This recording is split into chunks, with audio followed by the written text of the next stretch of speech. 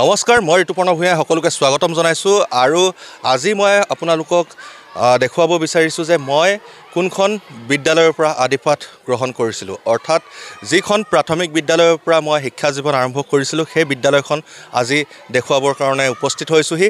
আৰু এই বিদ্যালয়খন দেখি শৈশৱৰ মোৰ যিসকল বন্ধু বান্ধৱী আছিল তেওঁলোকৰো হয়তো সেই পুৰণিকলীয়া দিনবোৰ মনত পৰিব। গতিকে আহক মই পঢ়া বিদ্যালয়খন ক'ত আছে, কি হয়, সকলোখিনি এই ভিডিঅ'টোত গম পাব। গতিকে আৰম্ভ কৰিছোঁ আহক। মই আদিপাঠ গ্ৰহণ কৰা প্ৰাথমিক বিদ্যালয়খন হৈছে পাৰ্বতীপুৰ প্ৰাথমিক বিদ্যালয়, তিনিচুকীয়া জিলাৰ জাগুনত অৱস্থিত, একেবাৰে অসম অৰুণাচল সীমান্ত জাগুন নামৰ ঠাইখিনিত অৱস্থিত। আৰু আমি যেতিয়া পঢ়িছিলোঁ, আমি যেতিয়া অধ্যয়ন কৰিছিলোঁ মাত্ৰ 4-5টা ৰুম আছিলে। মই যিখিনি ঠাইত উপস্থিত আছোঁ এইখিনি আমাৰ শ্ৰেণীকোঠা আছিলে। আৰু শ্ৰেণীকোঠা আছিলে, এইফালে এইটো আমাৰ ছাৰ বাইদেউসকলে বহা অফিচ ৰুম আছিলে। আৰু লগতে আমি এই কোঠাবোৰতেই আমি পাঠদান গ্ৰহণ কৰিছিলোঁ। এতিয়া আমাৰ যিহেতু ফিল্ড আছিলে, যথেষ্টখিনি মাটি আছে ইয়াৰ বৰ্তমানৰ পৰিৱেশটো আপোনালোকক দেখুৱাম, কিন্তু এই শ্ৰেণীকোঠাসমূহতে আমি পাঠদান কৰিছিলোঁ। এতিয়া বাইদেৱে কিবা কাৰণত হয়তো বন্ধ কৰি থৈছে কোঠাবোৰ। আৰু ইয়াত তেতিয়াৰ সময়ত কি হৈছিলে যে সেই সময়ত আমি ঢাৰি পাতি আনিও পঢ়িবলগীয়া হৈছিলে, বেঞ্চ ডেস্কত ইটাৰ যোৰা দিও পঢ়িবলগীয়া হৈছিলে। আৰু সেই সময়ৰ স্মৃতি বহুখিনি আছে আৰু সেয়া সঁচাই আজি ৰোমন্থন কৰিছোঁ, ভাল লাগিছে। এতিয়া এই শিশুসকল বৰ্তমান সময়ৰ। তুমি কোন ক্লাছত পঢ়ি আছা? চতুৰ্থ শ্ৰেণী। চতুৰ্থ শ্ৰেণী। নামটো তোমাৰ? কিষণ পেগু। কিষণ পেগু। এতিয়া কি পানী খোৱা ছুটি দিছে নেকি? হয়। কেনেকুৱা লাগে স্কুলত? ভাল।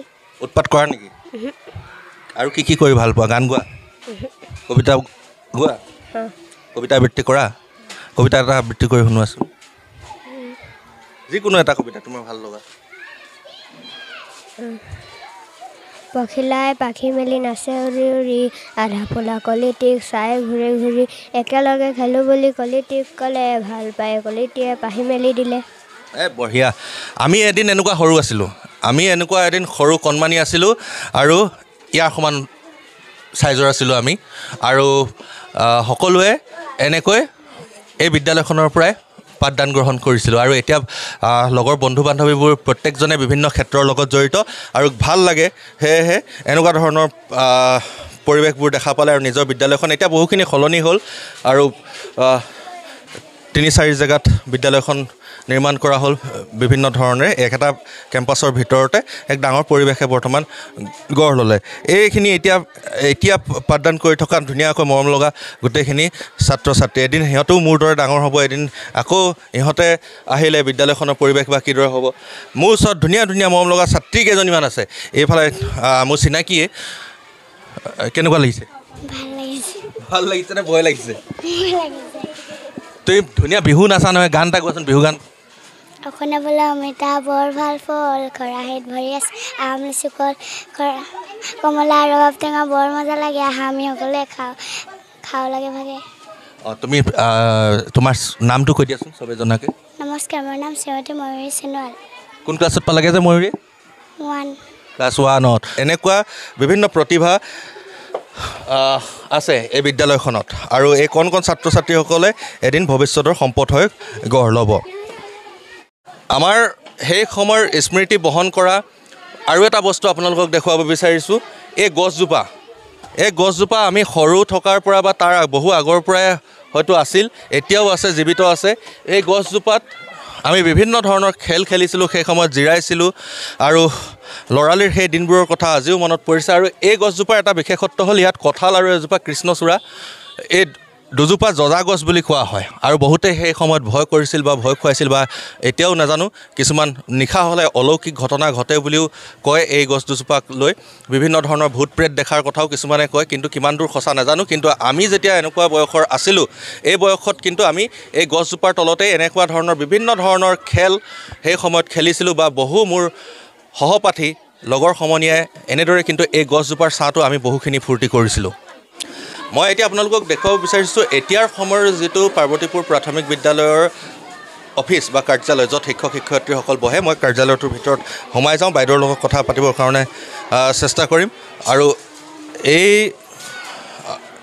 ৰুমটো এইটো হৈছে নতুনকৈ নিৰ্মাণ কৰা অফিচ আৰু আমি যি সময়ত পঢ়িছিলোঁ আপোনালোকক অথনি যিটো ঘৰ দেখুৱালোঁ সেই 4-5টা ৰুমৰ মাজতে আমি অধ্যয়ন কৰিবলগীয়া হৈছিল এতিয়া যথেষ্ট ডাঙৰ পৰিৱেশৰ মাজত এতিয়া বিদ্যালয়খন ৰূপত গঢ় লৈ উঠিলে আৰু আমি পঢ়াৰ সময়ছোৱাৰ পৰাই এতিয়া বৰ্তমান তেওঁ প্ৰধান শিক্ষয়িত্ৰী পদত আছে মৰমৰ শ্ৰদ্ধাৰ গায়ত্ৰী মোহন বাইদেউ মোৰ কাষতে আছে বাইদেউ আপোনাকো আজি শ্ৰদ্ধা জ্ঞাপন কৰিছোঁ আৰু নমস্কাৰ জ্ঞাপন কৰিছোঁ গতিকে শৈশৱৰ বিদ্যালয়খনত পুনৰ সেই সময়ৰ যিখিনি মোৰ লগৰ আছিলে বা সেই সময়ত অধ্যয়ন কৰা ছাত্ৰ ছাত্ৰী আছিলে তেওঁলোকৰ কাৰণে বিশেষকৈ ভিডিঅ'টো বনাইছোঁ বুলি ক'ব লাগিব স্মৃতিক অতীতক ৰোমন্থন কৰোঁ বুলি আৰু প্ৰথমতে আপোনাক চিনাকিটো মই সকলোকে ক'লোৱে গায়ত্ৰী মোহন দিহিঙীয়া বাইদেউ আৰু সেই সময়ৰ স্মৃতিবোৰ আপোনাৰ মনত কেতিয়াবা দোলা দিয়ে নিদিয়ে এতিয়া পৰিৱেশটোতো সম্পূৰ্ণ বেলেগ হৈ গ'ল ধৰক গতিকে আপোনাৰ কি মনত আছে আমি পঢ়াৰ সময়ৰ উৎপাত হওক ধেমালি হওক বা কেনেকুৱা ধৰণৰ আছিলোঁ আপোনাৰ মুখেৰে জানিবৰ কাৰণে চেষ্টা কৰিম ধন্যবাদ তোমালোকে পঢ়িছিলা 2000ত ইয়াৰ পৰা ওলাই গৈছা তাৰ আগতে যিখিনি 1998ৰ পৰা তোমালোক 97ৰ পৰা আছে 97ৰ পৰা ইয়াত আছা সেইখিনি সময়ৰ কাৰ্যকালৰ পৰা এতিয়ালৈকে বহুত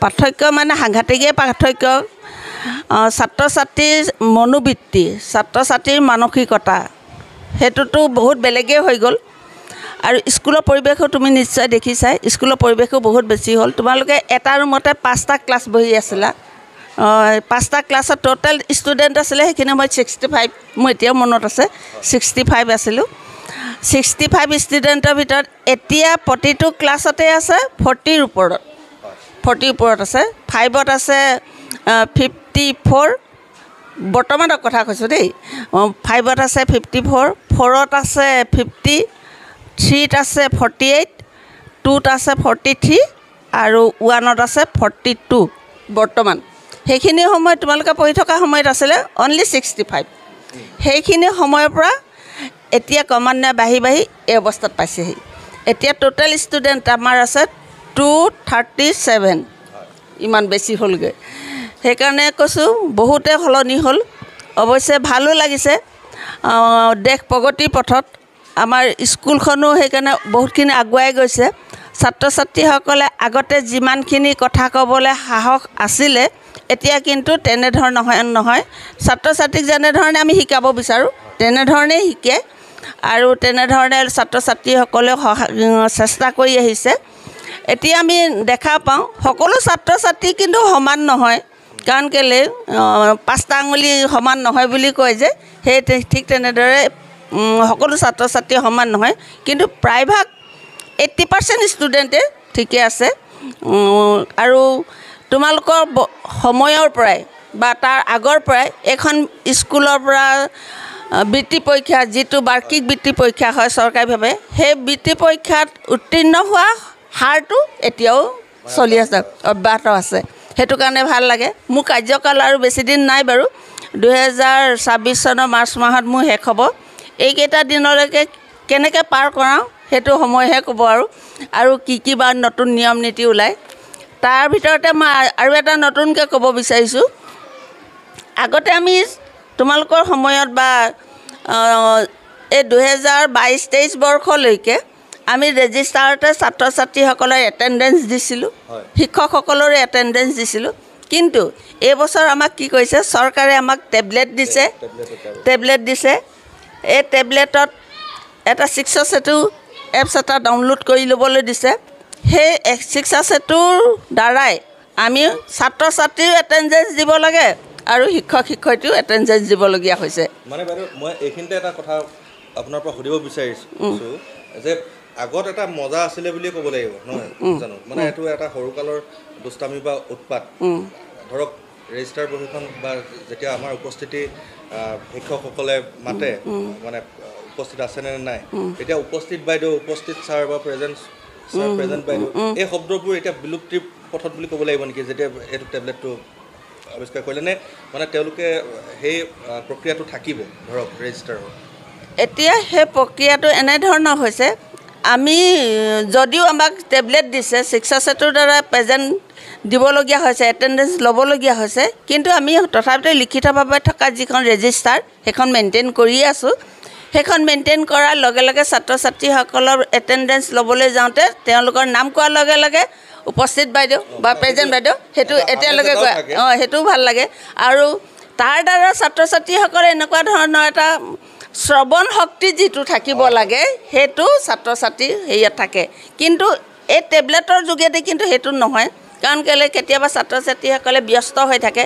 তেনেকুৱাখিনি সময়ত ফটো ল'বলৈ যাওঁতে সিহঁতৰ মুখখন দেখা পাব লাগিব চকু দেখা পাব লাগিব তেতিয়াহে সিহঁতৰ ফটোটো আহিব টেবলেটত নহ'লেতো নাহে এতিয়া ল'ৰা ছোৱালীবিলাকক কেতিয়াবা ডিষ্টাৰ্বো হৈছে সেইখিনি সময়ত আৰু বাইদেউ আপুনি যিহেতু ক'লে যে তুমি অহা গম পায় এতিয়া ৰেজিষ্টাৰ আৰু টেবলেটৰ পাৰ্থক্যটো আপুনি ক'লে যে আমি পঢ়াৰ সময়ত এখন ৰেজিষ্টাৰ আপুনি উলিয়াই থৈছে মই অহা উলিয়াই থাকিছোঁ এইখন আপোনাৰ মই মেইল দিছোঁ বাৰু ইয়াত লিখা আছে চতুৰ্থ শ্ৰেণীৰ নম্বৰৰ তালিকা বহি পাৰ্বতীপুৰ প্ৰাথমিক বিদ্যালয় পোষ্ট অফিচ জাগুন জিলা তিনিচুকীয়া আৰু এই নামসমূহ সেই সময়ৰ ইয়াত চন 2000 চন 2000 চনৰ তোমালোকৰ ক্লাছৰ এয়া বাইদেউ চতুৰ্থ শ্ৰেণী আছে চতুৰ্থ শ্ৰেণী কৃষ্ণাশ্ৰী দিহিঙীয়া বাইদেউৰে ছোৱালী সহপাঠী আছিলে আমি কাকু বুলি মাতো আৰু তাৰ তলতে মোৰ নামটো আছে মিয়া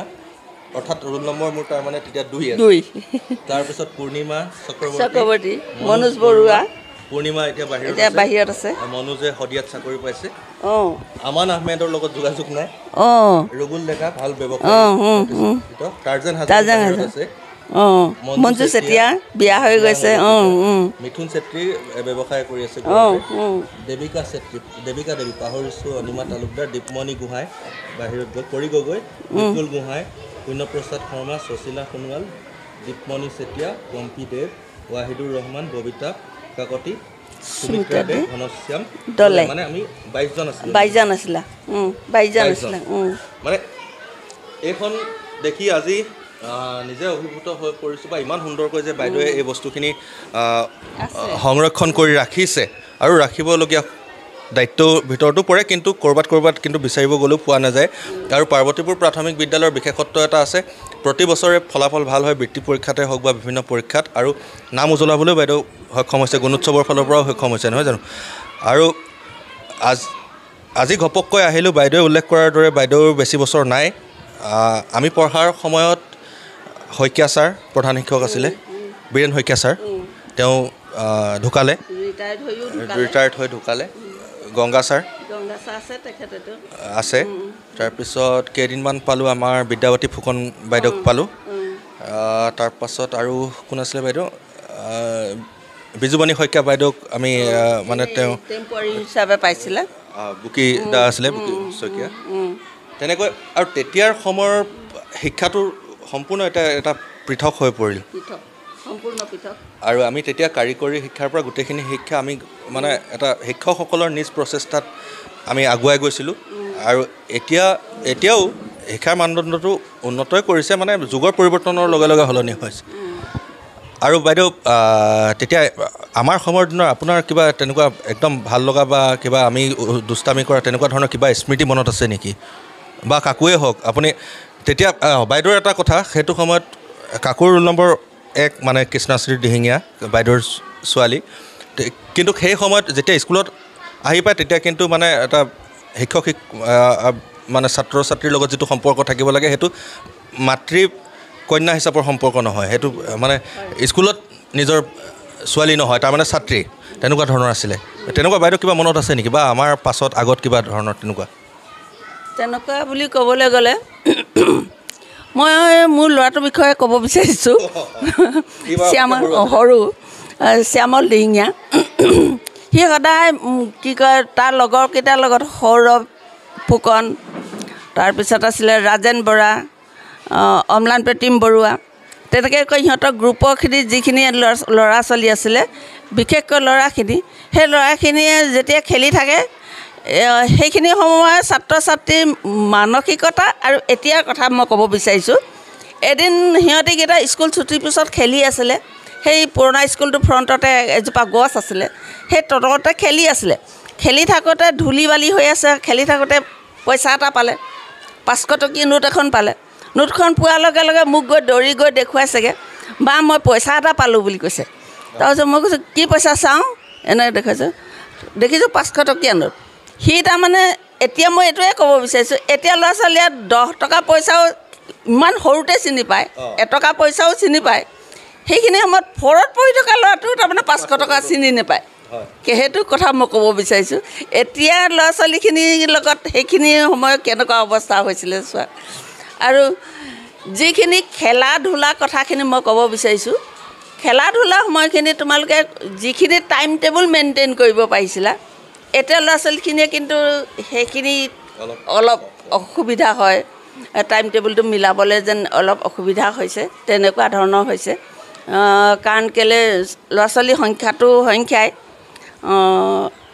সঁচা কথা ক'বলৈ গ'লে আজিকালি ল'ৰা ছোৱালীবিলাকৰ যিটো শিষ্টাচাৰটো আগৰ ল'ৰা ছোৱালীবিলাকৰ লগত নিমিলে, তাৰমানে পৰিৱৰ্তন হৈ গৈছে।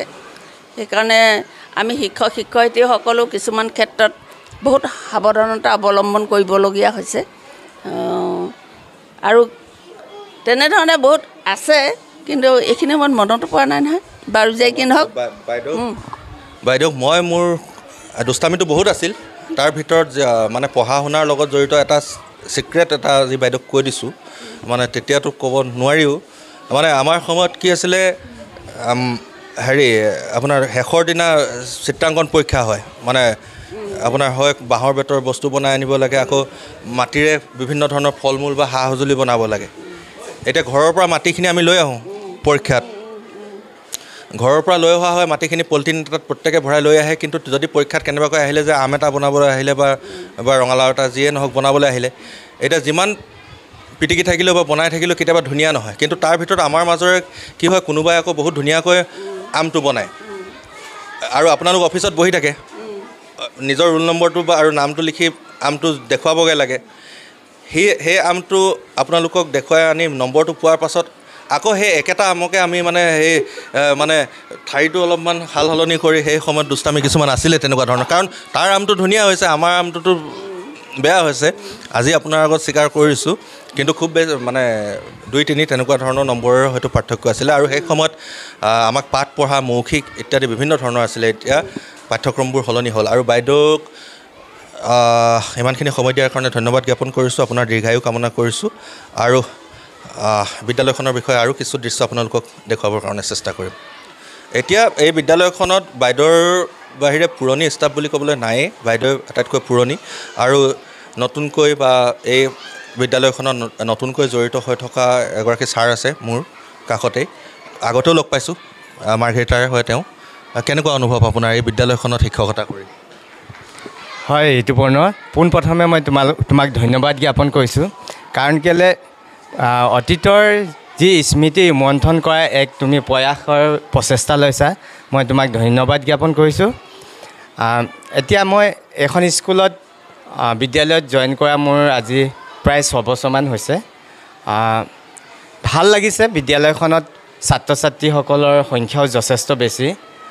আৰু বিশেষকৈ বাইদেউ আমাৰ আগভাগ লয়। বাইদেউৰ কাৰণে আমি সহকাৰী শিক্ষক হিচাপে যিমান পাৰোঁ আমি কৰি আছোঁ, চেষ্টা কৰিছোঁ ছাত্ৰ ছাত্ৰীসকলক যাতে শৈক্ষিক দিশটো আৰু বেছিকৈ উন্নত কৰিবৰ কাৰণে আমি বিভিন্ন ধৰণৰ হাতত প্ৰচেষ্টাও লৈছোঁ।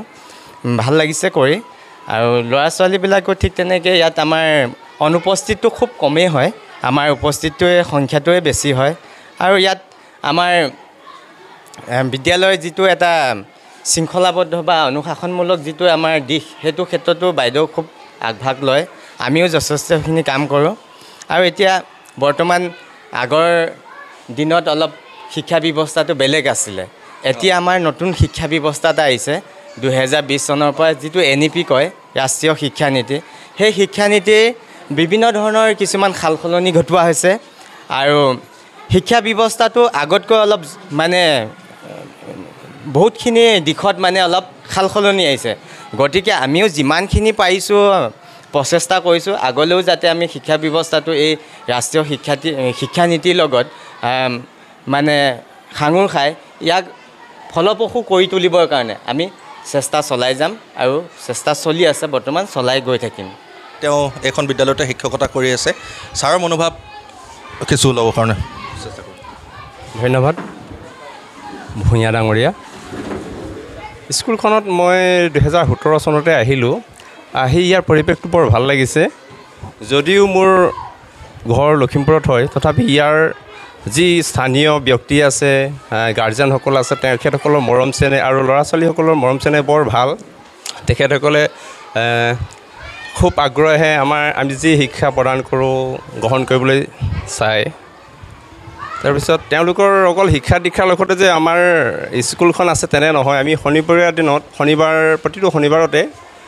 শনিবৰীয়া চৰা পাতোঁ আমি শনিবৰীয়া চৰা তেওঁলোকৰ পৰা গীত মাত সাধু ইত্যাদিবোৰ আমি শুনো তেওঁলোকক আমি অনুশীলন কৰাওঁ আৰু তেওঁলোকে খুব আগ্ৰহেৰে আগবাঢ়ি গৈছে আমাৰ অঞ্চলটোৰ জাগোন অঞ্চলৰ প্ৰতি আমাৰ এই স্কুলখনে এটা বিশেষ বৈশিষ্ট্য বহন কৰি আহিছে আশা কৰোঁ ভৱিষ্যতলৈকে এই বিদ্যালয়খনে দুপদূপে আগুৱাই যাবৰ স্থানীয় প্ৰতিজন নাগৰিকৰ এই মিডিয়াৰ জৰিয়তে মই স্কুলখনৰ প্ৰতি দায়িত্ব যাতে বহন কৰে আশা কৰি দুআষাৰ সামৰণি মাৰিছোঁ নমস্কাৰ আজি আমি এটি গীত গাব লৈছোঁ পাৰ্বতীপুৰৰে আমি অকণি পাৰ্বতীপুৰৰে আমি অকণি পোহৰ বিচাৰি জ্ঞান কণা বুটলি যাওঁ আগুৱাই